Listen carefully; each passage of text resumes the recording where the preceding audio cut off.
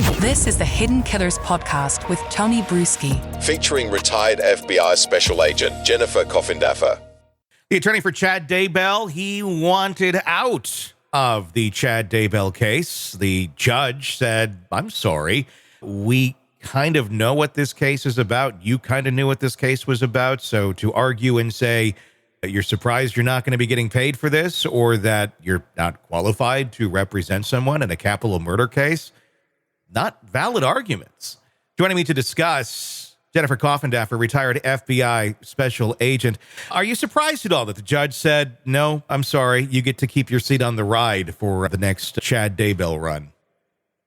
I am a little bit surprised because last time we heard, the judge made a comment, words to the effect of, if you don't feel like you can do this or you're not qualified, I don't know how I'm going to, push you to do it. Those aren't the exact words, but I'm paraphrasing here.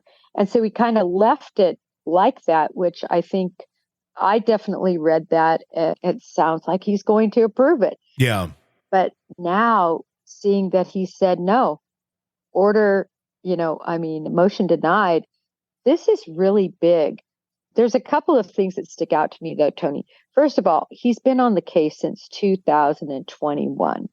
His house was even bequeathed to this attorney. I have that paperwork somewhere. And by the way, this attorney has been in trouble before in situations that are similar.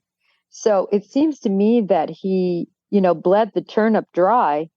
And now that there's no more money, he wants off of it, which I do understand. I don't think attorneys should have to do work and not be compensated. I think that is not good, practice-wise. But how much did he get paid? In other words, has he already been paid an exorbitant amount, and that should have covered up through trial? Yeah, I mean, one would think that there wouldn't be some sort of surprise here 3 months out that suddenly Chad's been bled dry and now you want to leave. It is just kind of shocking that he led him all the way, almost the horse up to the water, but not quite, and then wants to get off. And he also brought up the point that there is a second chair, that the state is willing to pay an attorney to be on that second chair, but he can't find anybody for that second chair. It's a very high-profile case. You would almost think that there would be people lining up for this, unless this is such a toxic case and a toxic client that there's no way anyone sees a benefit of being a part of this. Is that part of it too? Did John Pryor finally see the light of this isn't necessarily great publicity for him himself? I don't know necessarily, because, to segue back to the, Lacey Peterson case, Mark Garagos took on Peterson, who was likely one of the most, just a person that no one could stand. People couldn't stand to look at him with the dyed hair and listening to the testimony. So that was certainly something that you would think could deep six a career. But I think Garagos in that instance just shined and was able to, really provide such a great defense. So what it says to me is that Pryor doesn't seem to think he has what it takes to defend Daybell. I mean, most of these attorneys, the good ones, the really good ones, find a way to, really ferociously represent their clients and to make good arguments for their clients. So I think, in my opinion, he's intimidated that he doesn't have the goods to put on a good defense. Could this also be part of a strategy? Could this be something where he's looking at it, he knows, look, there is a bunch of a defense that can be made here. Of course, you can throw Lori under the bus. That's already been mentioned once. I don't know where Chad's sitting on that, because that really hasn't been ever brought up again. But it's a death penalty case. The likelihood of Chad being found guilty and getting the death penalty, pretty high. But if there is some sort of an impropriety or some sort of an issue within the case early on, like right now, is this part of a long game? Is this part of a, look, I'm going to go in there, I'm going to basically throw myself under the bus and say, I'm not qualified to do this. I'm stating that on the record right now, but I'll do it if I have to. I will do it, basically is what he said. And then Chad inevitably gets found guilty, sentenced to death.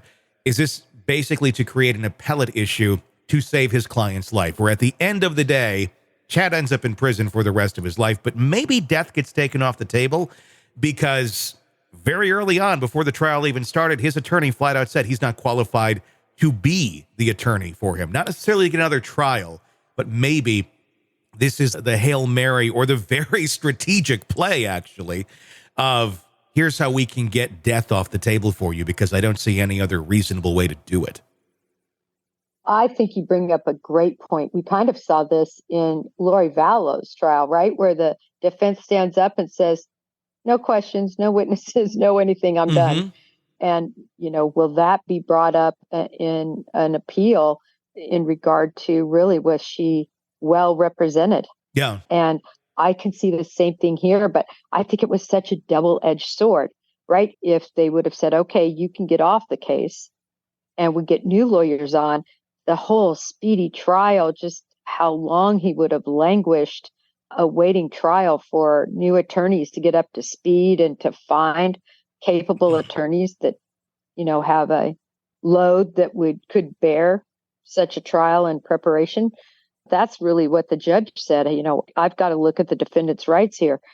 But now that he's decided to go with his old attorney and his attorney's saying, I'm not getting paid and I really am not up for this, I see it as a certain appellate issue. Whether it will fly, I don't know, but it's definitely going to be, I think, brought up. Want to listen ad-free? Want advanced access to all of our interviews before anyone else? Become a True Crime Today Premium Plus subscriber on Apple Podcasts. You get every episode commercial-free. So you can binge on true crime until you can binge no more. Search True Crime Today Premium Plus on Apple Podcasts now, or go to our podcast page and sign up now. More of the Hidden Killers podcast next.